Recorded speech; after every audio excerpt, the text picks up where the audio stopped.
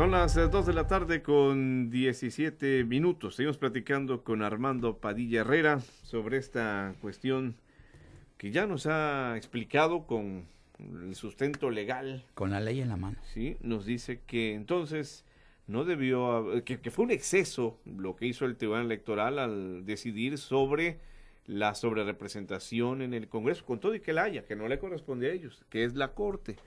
Ahora, vaticina que la Sala Superior va a dejar sin efecto, decía que le va a dar palo al fallo de la Sala Jalapa, sí, lo cual que regresaría a la normalidad de antes de esto, lo que sucede en la Junta de Coordinación. Creo que esta plática va a dar pie para muchas cosas, Hugo. Creo que los que nos están oyendo, sobre todo los partidos políticos involucrados en todo esto, tienen gente competente en temas electorales, sin duda. Tú sabes que la materia jurídica electoral tiene visiones también y tiene puntos de vista jurídicos de las partes que ahí nos movemos en ese ámbito. Yo reconozco que hay capacidades, gente capaz en el PRD, en el PRI, en Morena y en el PBN, sólidas, sólidas. Que es una batalla que luego nos enfrenta unos con otros en los tribunales, es una realidad. Y que convivimos también entre los que somos expertos en materia electoral, convivimos. O sea, exponemos criterios, tesis. Yo no consulté con nadie, obviamente, esto que estoy viniendo a decir aquí. Esto me dediqué a estudiarlo, a meterme, a revisar lo que implica no tan solo la norma constitucional, lo que tiene que ver con los derechos, inclusive, de los diputados que trasegaron del PRD, primero los de Morena y los del PRI al PRD. Y ahora el y verde, luego los verde amarela los conocen ahora, ¿no? Y luego los que trasegaron del PRD al verde, para darle esa mayoría artificiosa, ilegal, que debería avergonzar a Federico Madrazo y a De la Vega. El alcance sería regresar, si todo sucede así como usted dice. La parte complementaria de lo que te estoy diciendo es que dentro de esas competencias que hay dentro de los partidos políticos, yo espero que retomen el asunto y lo encaucen en la vía que es que no está reñida con las que están siguiendo. O sea, que lo manden a la Corte. Que esto se debe resolver en la Corte. Y te voy a dar un antecedente, Hugo. Además, porque hay. Claro, porque como Derek Jeter, me están escuchando seguramente jóvenes estudiantes de Derecho. También esa parte me movió. No que me escucharan los sabiondos, los que creen que todos lo saben. Esos no me interesan.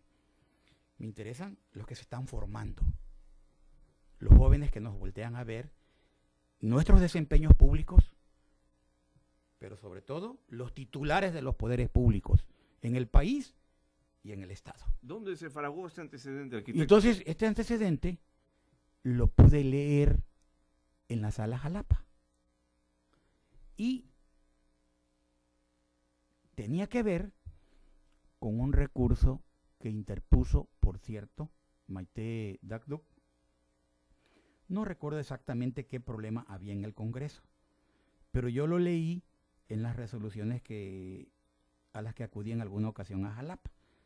Desde que me puse a ayudar a Rosalinda, gracias a Dios, en estos temas, en la elección del 2015, muchas veces fui a Jalapa. Y en una de esas idas a Jalapa me enteré de cómo el propio PBN había metido un recurso donde en Jalapa leía yo el voto particular que había dado un magistrado de la Sala Jalapa en relación al referente que te estoy comentando, donde señalaba que esa parte de la litis correspondía al derecho parlamentario, pero en mi país no hay derecho parlamentario. Entonces debería ir a la Corte. Entonces, debería ir a la Corte. La Corte tiene competencia, pues, para esto. Es obvio. Y entonces, ese antecedente que estoy citando aquí, se me quedó grabado, obviamente. Y es una lástima no haber podido recuperar el expediente, que lo pude haber hecho porque son públicos, lógicamente, ¿me entiendes? Pero ahí estaba, ahí está. Y el PBN tiene a un hombre extraordinario como es Martín Darío, experto en asuntos electorales, que yo no sé si lo ha aprovechado bien o no Federico en su loca carrera. Pero bueno, ahí está en el PBN, Martín, ayudándolo, apoyándolo. Y por el lado del PRD igual, pues tienen partes que van a operar en esto.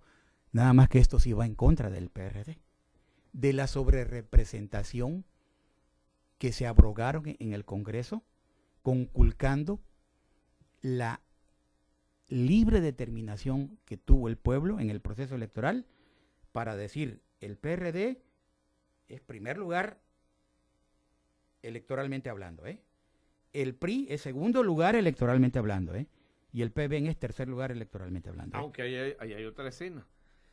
El PBN, según no estar sobre representado, si recuperó una, ¿Sí? es lo que dice Federico, y tiene uno más. Si hubiera tenido, ahora sí que el octavo pasajero, entonces sí habría incurrido en sobre representación. No, yo socarronamente he dicho alrededor de eso, cuando Federico declaró algo de eso, que Manuel Andrade ni se preocupe, que no va a presidir la Jucopo, porque son capaces de regalarle 5 diputados más a Federico.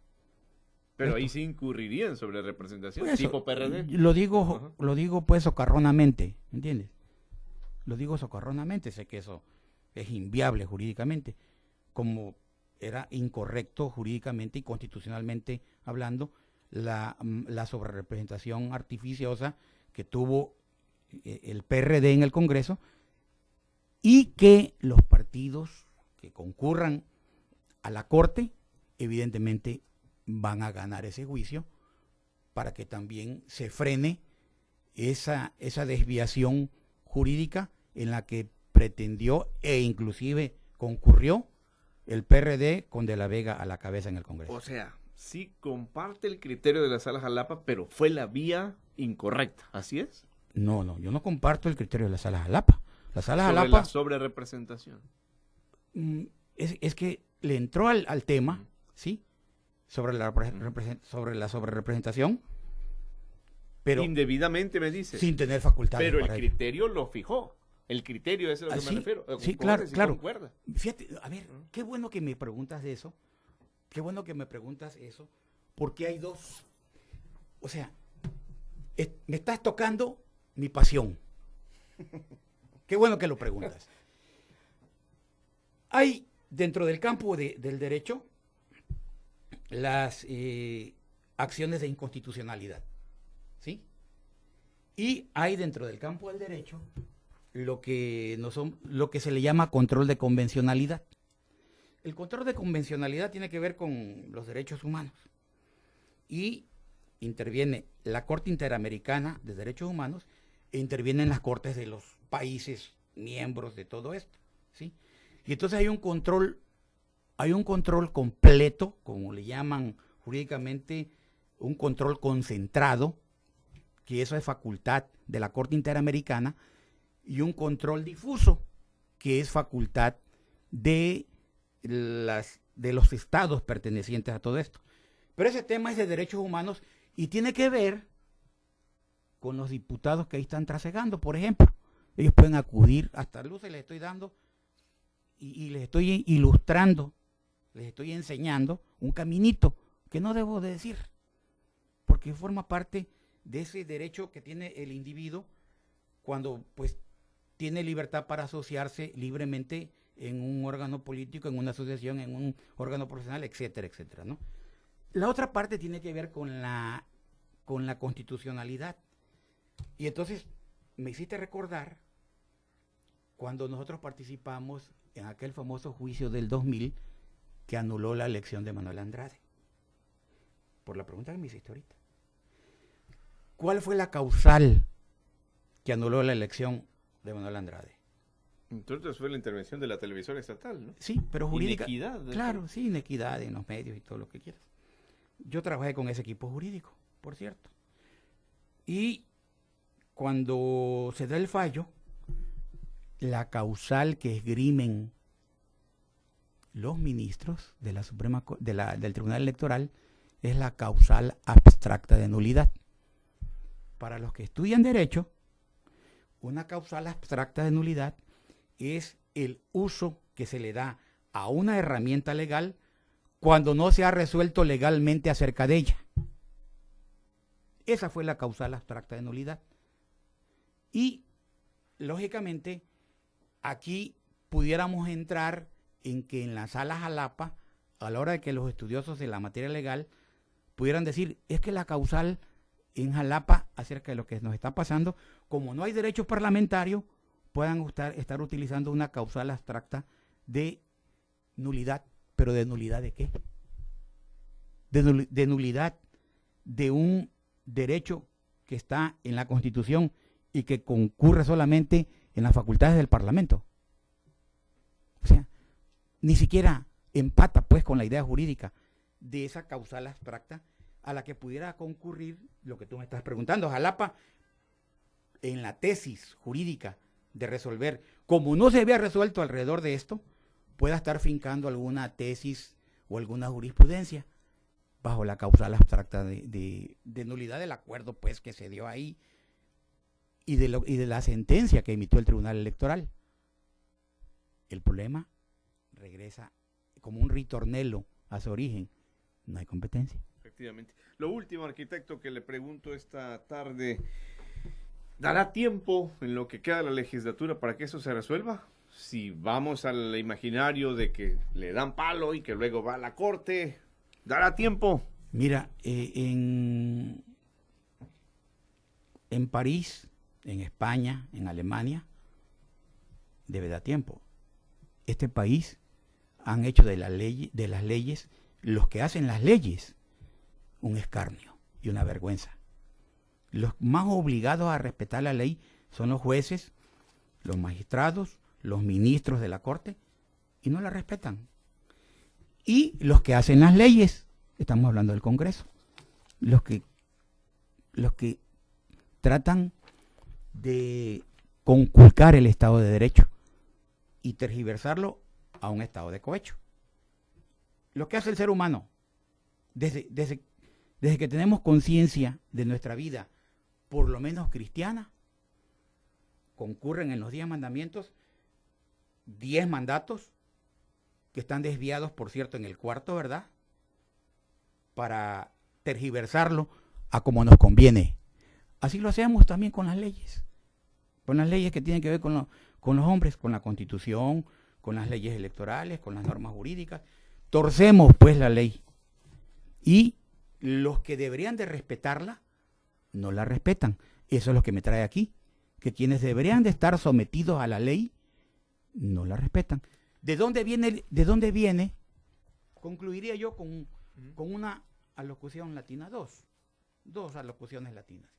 La primera, lex dura lex. ¿A qué hace referencia esa locución latina? Al derecho romano. ¿Y cuándo nace esa locución? Que quiere decir, la ley es dura, pero es la ley. Pero es la ley. A cuando se dio paso del derecho oral, es decir, hablado, al derecho escrito. Es decir, dijeron los romanos, no, mejor lo escribimos. No lo decimos, mejor lo escribimos. Y entonces nació esa locución latina. Segundo, lo que nos enseña Justiniano, justitia, es constant, es perpetuas, voluntas, ius sum civic tribuendi. La justicia es la constante y perpetua voluntad de darle a cada quien lo que le corresponde. Le están dando lo que le corresponde al PBN. Se lo dieron los ciudadanos al PBN, eso.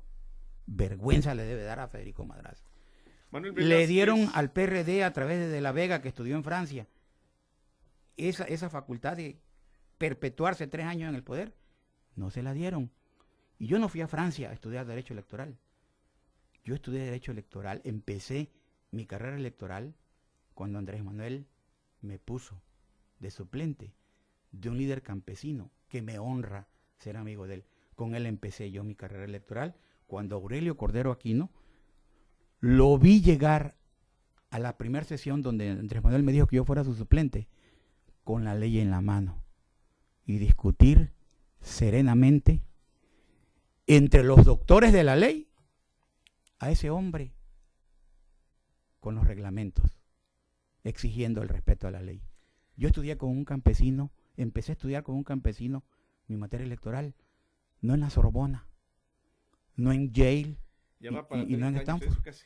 Claro. Casi para 30 Y años. seguimos en lo mismo. Manuel Velázquez Jerónimo habló, arquitecto. Él dice, esto es otra cosa, que en la calle Galeana de Villatamultera, Sabanas, hay una persona desangrándose, que le dieron un botellazo en la cabeza, que no hay quien lo auxilie, urge una ambulancia. Ahora sí, el profesor Trinidad Sánchez Bayona le felicita por los comentarios, los califica de valientes.